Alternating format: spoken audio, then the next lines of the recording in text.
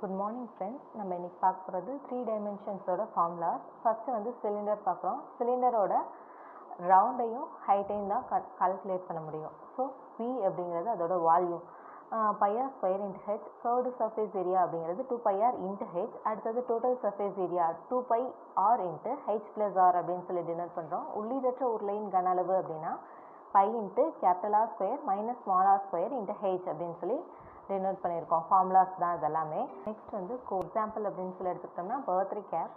இதோட வால்யூம் வந்து 1/3 pi r square into H. Curved surface area அப்படிங்கிறது pi r into L. Total surface area அப்படிங்கிறது pi r into L plus R. L அப்படிங்கிறது root of R square plus H ஸ்கொயரை calculate பண்ணதாக இருக்கும். L அப்படிங்கிறது slate length அப்படின்னு சொல்லி சொல்கிறோம். அதாவது அதோட சரிவான பகுதியோட லென்த்தை வந்து எல் அப்படின்னு சொல்லி டினோட் பண்ணுறோம். அதோட டோட்டல் ஹைட்டை வந்து ஹெச் அப்படின்னு சொல்லி டினோட் பண்ணுறோம். அதோட ரேடியஸை வந்து ஆர் அப்படின்னு சொல்லி டினோட் பண்ணுறோம்.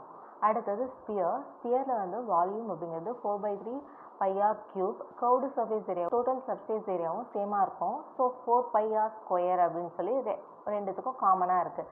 உள்ளீடற்ற கோளத்தின் கன அளவு அப்படிங்கிறது 4/3 into pi into capital R cube minus small R cube. அடுத்தது ஹெமிஸ்பியர், அதாவது அரைக்கோளம்.